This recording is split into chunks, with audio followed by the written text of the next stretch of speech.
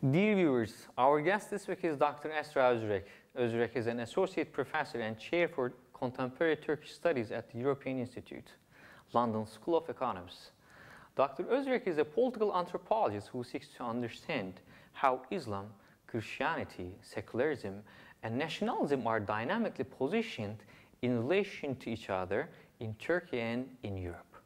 Thank you for coming. Your areas of study are indeed hot topics these days. I am happy you are able to share your knowledge with us today. Can you tell us a bit about what motivated you to write the book Being German, Becoming Muslim, Race, Religion and Conversion in the New Europe? Why did you study this subject matter? It was a little bit of a coincidence. I was granted a scholarship to go to Berlin, and at the time I was working on Turks who convert to Christianity, and I was given some time at the American Academy in Berlin to reflect about my studies and to write. It was my first time in Germany, and I asked people whether Germans also convert to Islam. And to my chance, this was someone who knew a lot about German converts to Islam. She told me, "Are you kidding? There's so many of them." So she held me by the hand the next day, took me to a mosque full of Germans, you know, with blue eyes and yellow beards. And they were really nice. The stories they told me were amazing. And I thought, as a scholar and as an anthropologist, this was a chance for me to grow. The next day, I started taking German classes, and I kept going back to Germany. I stayed there for a total of 4.5 years, studying this topic, meeting with people, spending time in German-speaking mosques. 10 years later, I wrote this book, and my other project about Turks converting to Christianity is still waiting.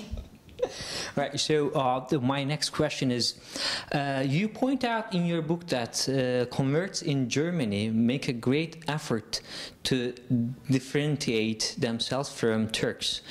Do Turks also react against converts?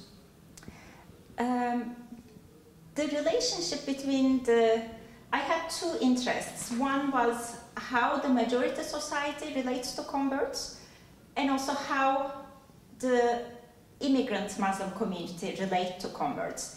And the second part I found more interesting. The first part, I felt like you can imagine it. Of course, they are angry, they feel alienated for people who convert to Islam. But a more interesting story for me was the relationship between converts and Turks, you know, the biggest immigrant community, the biggest Muslim community in Germany. Many converts hoped to be embraced by Turks. They felt like once they convert, they'll find a family, they will immediately find a good part in them. But Turks were suspicious of them, and they really didn't want German-speaking people, so they pushed them distance. They said, "MashaAllah, how cute, you converted." But they didn't want them in their mosques, and they would not stop to speak German, for example. They would keep speaking Turkish. They didn't want their children to marry converts. For example, they would say, "Oh, maybe you became a Muslim, but you're still a German, so you're still not good enough for my son, for my daughter." And maybe as a result of that cold shoulder they got, or maybe for other reasons, German converts to Islam also put a distance between themselves and the Turkish Muslims. They still hold on to many ideas that are dominant in mainstream society, such as Turks are ignorant, I don't know, they lie and they take money from social security, you know, they don't benefit German society. And they would say, because of these, I am a better Muslim.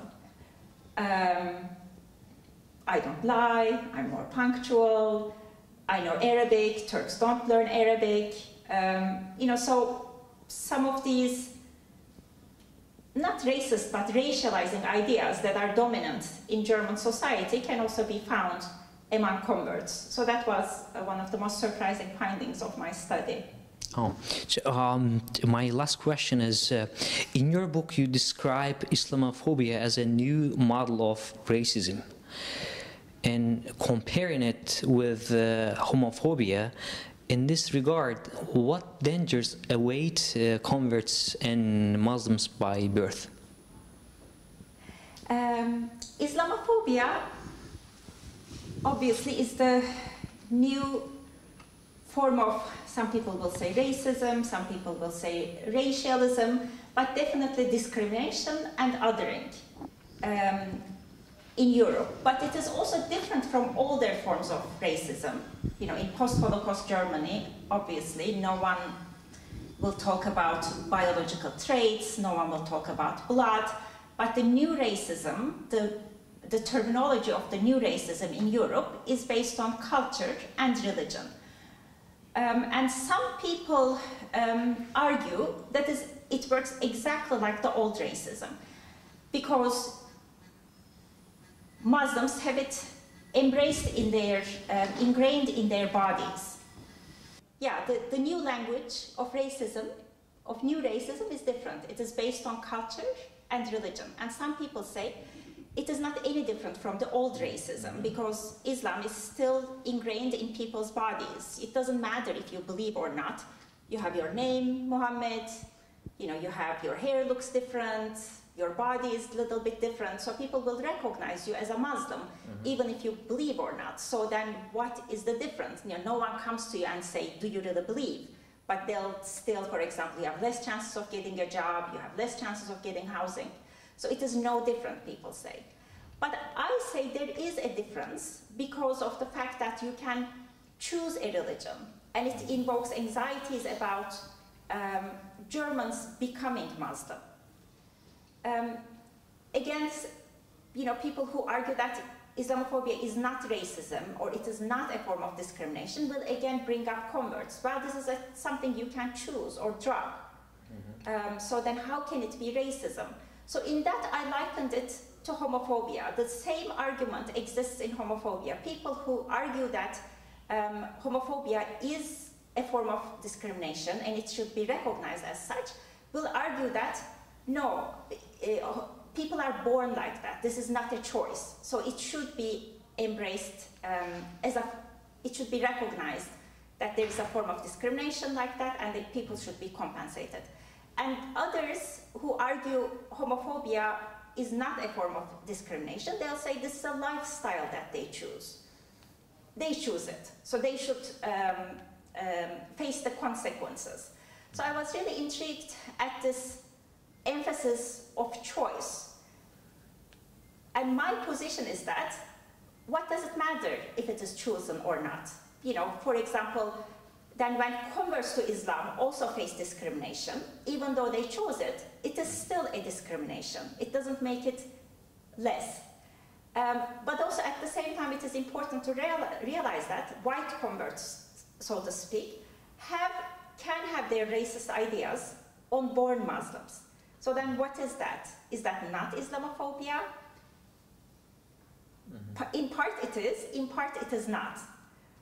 So I just try to make the picture more complicated, and it is not something that is so easy to grasp, Islamophobia. It is complex, it has multiple dimensions, it has race element, it has culture element, and racism and discrimination changes as societies change. Well, thank you very much for your timing, and we are looking forward to read your upcoming book, Turks Converting Christianity, right? Yes, in 10 years. Thank you very much. Thank you.